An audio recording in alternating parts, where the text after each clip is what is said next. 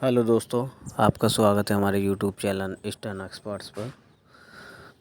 Dictation start होगी 5 second बाद, तो तैयार हो जाइए। अध्यक्ष महोदय, गांधी जी ने सभी राजनीतिक कैदियों को सलाह दी थी कि उन्हें आदर्श कैदी के रूप में व्यवहार करना चाहिए, परंतु लेखक के विचार में वे स्वयं भी आदर्श कैदी नहीं थे। इस शताब्दी के पहले 2 दशकों में भारत की जेल हमारी संकल्पनाओं के नर्क से काफ़ी मिलती जुलती थी। खाना, कपड़े, रहने के हालत, सफाई व्यवस्था और इन सब से बढ़कर कैदियों के प्रति अधिकारियों का रवैया सभ्य स्तर से काफ़ी नीचे था। जेल कोड के अंतर्गत जो थोड़ी बहुत दवा की थी, वह जेल के अधिकारियों के गैरकानूनी और अमानवीय रवैये के कारण समाप्त हो जाती थी। राजनीतिक कैदी यह कार्य अपने स्वयं पर लाद लेते थे और स्वेच्छा से तकलीफ़ें उठाकर अधिकारियों के विरुद्ध कठिनाइयाँ उत्पन्न करते थे, ताकि सरकार को मजबूरन जेल के हालात में सुधार करना पड़े। गैरकानूनी ढंग से कैदियों को पीटना और क्रूर यातनाएं देना एक आम बात थी। मारपीट के कैदियों की मृत्यु हो जाना कोई साधारण बात न थी। जेल के कर्मचारियों में भ्रष्टाचार सामान्य रूप से फैला हुआ था। सच्चा और ईमानदार जेल अधीक्षक शायद ही कहीं हो।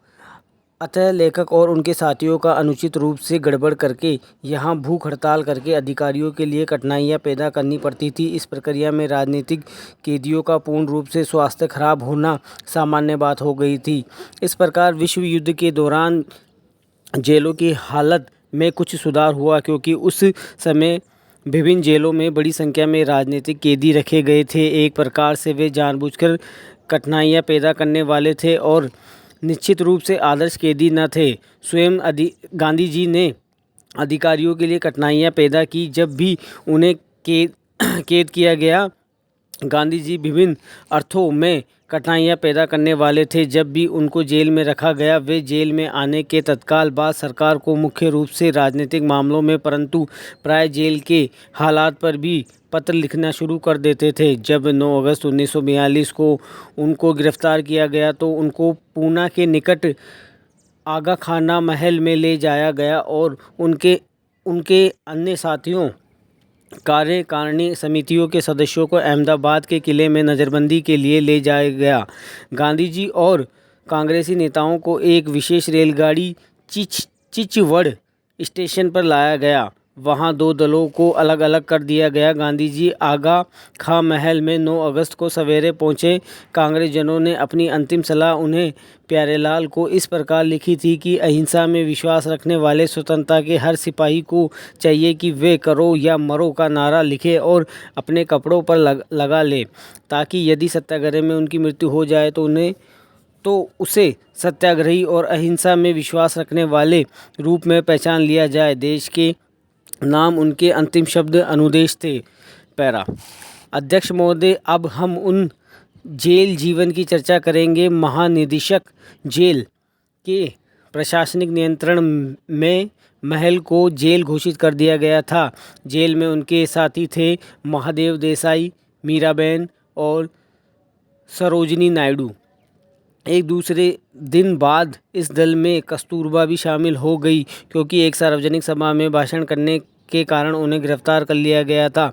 उसी दिन 9 अगस्त को गांधी जी ने वायसराय को एक पत्र लिखा और एक पत्र बम्बई के गवर्नर को लिखा। उन्होंने 9 तारीख को सरकार द्वारा जारी किए गए प्रस्ताव का उल्लेख किया और कहा कि इसमें सरासर झूठी बातें दी गई है। भारत सरकार प्रस्ताव में कांग्रेस और उनके विरुद्ध छोटे आरोप लगाए जाने का उन्हें विरोध किया। उन्होंने एक सत्याग्रह के साथ अनुचित व्यवहार किए जाने के लिए विरोध प्रकट किया।